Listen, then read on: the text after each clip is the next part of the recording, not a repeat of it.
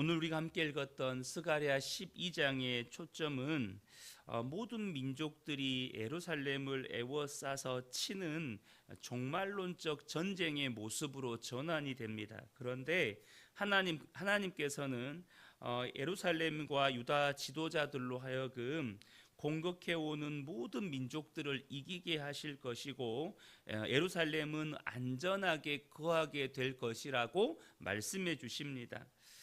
여러분, 이스라엘 역사를 보면 이스라엘은 지금도 전 세계 인구에 비하면 정말로 작은 민족 중에 하나입니다. 제가 정확하게 기억은 나지 않는데 지금 전 세계 유대인이 2천만을 넘지 않습니다. 제가 한 10여 년 전에 전 세계 유대인들이 한 1,500만 명 정도로 헤아린다고 알고 있었는데요. 그러니까 이스라엘은 작은 민족이고 또 작은 나라입니다. 또 그들이 거주하는 땅은 지정학적으로 유럽과 아시아와 아프리카를 잇는 교통 요충지이기 때문에 언제나 제국들이 그 세력을 확장할 때는 이 이스라엘이 거하는 이 팔레스타인 이 지역이 주요 침략 루트가 될 수밖에 없습니다. 그러니까 유럽에서 제국이 일어나면 아시아나 아프리카로 가려면 그 지역을 거쳐서 가게 되는 것이죠. 무엇보다 영적으로 봤을 때 거짓 신들인 우상을 섬기는 이방 나라들은 항상 유일하신 하나님을 섬기는 이스라엘을 대적할 수밖에 없습니다. 그렇다 보니 이스라엘은 언제나 이방 나라들의 공격의 대상이 될 수밖에 없었고, 무엇보다 그런 침략의 역사 속에서 나라가 패망까지 하는 아픔까지 겪었던 나라가 여러분 이 이스라엘입니다. 심지어 2차 세계대전 당시에는 홀로코스트라고 해서 600만 명의 유대인들이 학살되는 아픔을 겪기도 했었죠. 그런데 오늘 본문을 보면 하나님께서는 그 이스라엘을 아무도 넘볼 수 없는 하나님의 도성 예루살렘의 위상을 회복하실 것이라고 말씀해 주고 계시다는 거예요. 2절과 3절을 보면 보라, 내가 예루살렘으로 그 사면 모든 민족에게 취하게 하는 잔이 되게 할 것이라. 예루살렘이 에워싸일 때에 유다에까지 이르리라. 그날에는 내가 예루살렘을 모든 민족에게 무거운 돌이 되게 하리니 그것을 드는 모든 자는 크게 상할 것이라. 천하 만국이 그것을 치려고 모이리라 라고 말씀하십니다. 그러니까 역사의 주관자이시고 모든 생명 있는 것들을 창조하신 하나님이 장차 때가 되면 이 작은 도시 예루살렘을 열방 앞에서 취하게 하는 잔과 무거운 돌이 되게 하실 거라는 거예요. 그러니까 이 열강들은 예루살렘 작은 나라니까, 작은 민족이니까 얼마든지 우리가 치고 삼킬 수 있을 것이라고 생각했는데, 그것을 삼키려고 했던 자들은 마치 독주를 마신 사람들처럼 이 취하는 잔이, 이 예루살렘을 삼켜버린 자들은 술에 취한 자처럼 내가 비틀거리게 만들어 버릴 것이다, 이 말씀을 하고 계시는 거예요. 또 예루살렘을 칠 때 너무나도 작고 연약하니까 누가 빨리 예루살렘을 차지할 거냐, 누가 더 잔인하게 예루살렘을 유린할 거냐라고 했던 이 열국들이 무거운 돌을 들다가 그 돌에 깔려서 혼쭐 난 사람처럼 만들어 버릴 것이라고 주님이 지금 말씀하고 계시다는 거예요. 실제로 여러분, 아까 서두에 잠깐 말씀드렸는데 2차 세계대전 당시에 이 나치 히틀러에 의해서 유대인들이 600만 명 가량이 학살이 되잖아요. 그런데 그 독일이 어떻게 됐습니까? 여러분, 그 독일이요, 나중에는 전쟁에서 패전하는 것으로 끝나지 않고 당시 연합국에 의해서 4개로 분할 통치가 이루어집니다. 독일이 4조각이 나요. 그런데 나중에 이제 자유진영에 속한 나라들에게 분할 통치를 받았던 3개 나라가 합쳐져서 소독이 되고, 이 공산진영에 속했던 러시아의 소련의 통치를 받았던 동독으로 이렇게 분단이 됩니다. 그러니까 그들은 작고 연약한 이 예루살렘을 삼키고 쳤던 그 결과로 말미암아서 오늘 이 스가랴서 말씀처럼 그들은 오히려 술에 취한 자처럼, 큰 돌에 짓눌린 자처럼 오히려 큰 가난과 분단의 아픔 속에서 독일이란 나라가 오랫동안 살아야 했었던 것이죠. 하나님이 말씀대로 하셨다는 것입니다. 저와 여러분이 아셔야 합니다. 우리가 예수를 믿는 우리가 이 땅에 사는 동안에는 때로는 참 힘이 없어 보이고 연약해 보이고 무엇보다도 유일하신 하나님만 섬기는 것 때문에 때로는 세상에서 미움도 받고 또 어려움도 겪고 박해도 받습니다. 그러나 여러분 기억하셔야 합니다. 하나님이 보호하십니다. 하나님께서 무엇보다 때가 되면 하나님의 자녀의 위상과 영광을 반드시 회복하실 것이라는 것입니다. 여러분, 세상 사람들이 볼 때 예수 믿는 자들, 그러니까 진짜 예수 믿는 자처럼 만만해 보이는 사람이 없어요. 왜 그렇습니까? 예수님의 말씀이 오른뺨을 때리면 왼뺨도 돌려 대주래요. 겉옷을 달라 하면 속옷도 내주라는 거예요. 오리를 가자 하면 심리도, 세상 표현으로 마치 호구처럼 심리도 같이 가주라는 거예요.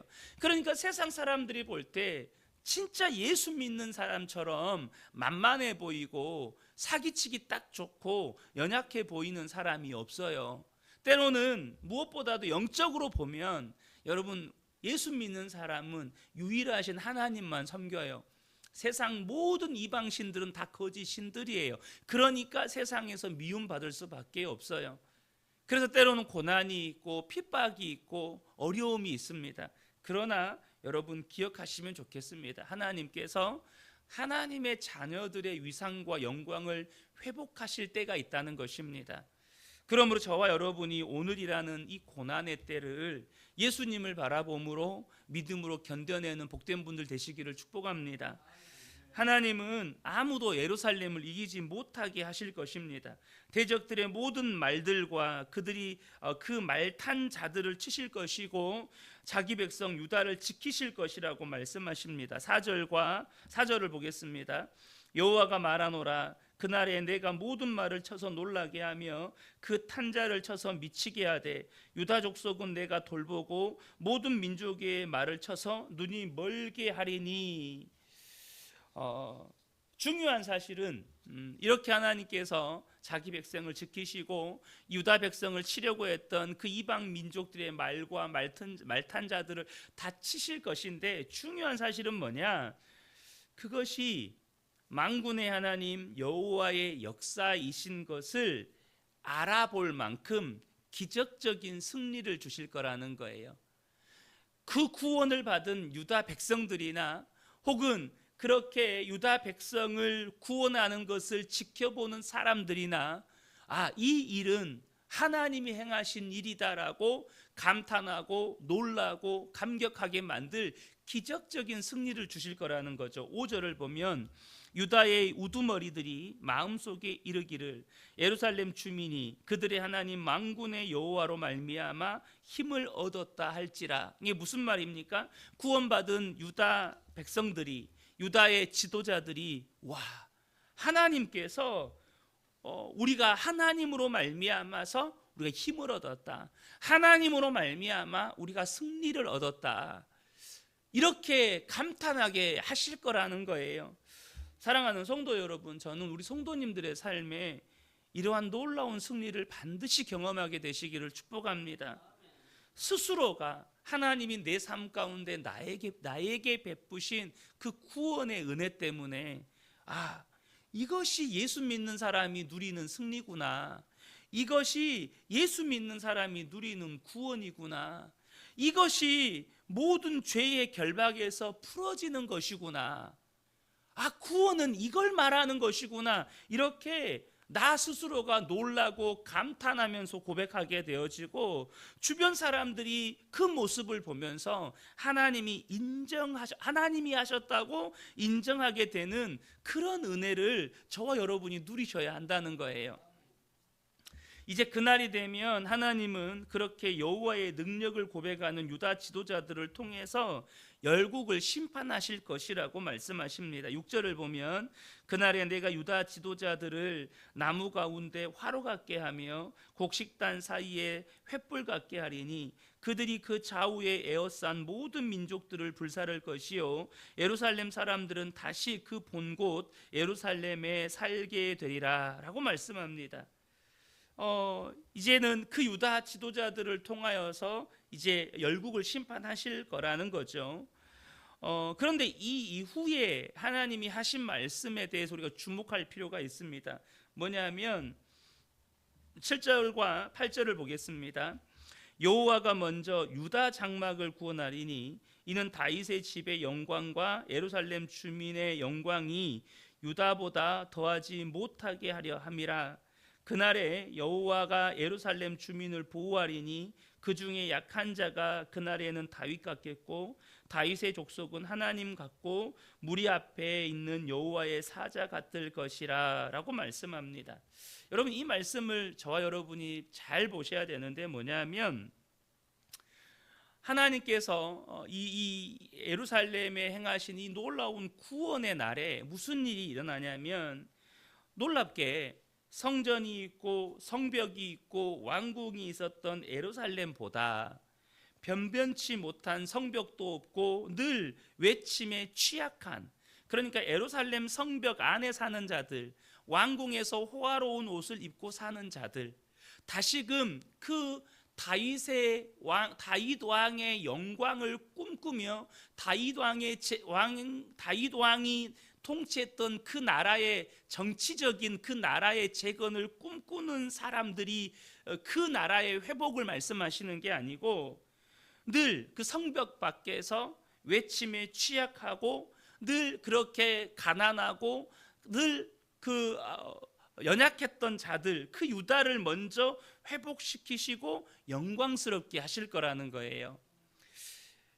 지금 뭘 말씀하시냐면 하나님께서 여전히 이 이스라엘 나라 안에 다윗 왕국을 중심으로 한 정치적인 나라, 사람이 왕이 되어서 통치하는 나라, 다윗의 때에 누렸던 부귀 영화를 재건하려는 꿈을 꾸는 자들이 있어요. 그 싹을 다 잘라버리겠다는 거예요. 여러분, 이스라엘은 하나님의 나라입니다. 다시 말하면 하나님이 왕이시고 하나님의 은혜와 하나님의 공의와 하나님의 정의로 통치되는 나라예요. 그 은혜의 나라를 다시 회복시키실 거라는 거예요. 그래서 주님이 오늘 본문에 말씀하시면 이 본문에 뭐라고 돼 있냐면 8절에 보면 약한 자가 그날에는 다윗 같겠고 다윗 족속은 하나님 같고 무리 앞에 있는 여호와의 사자 같을 것이라.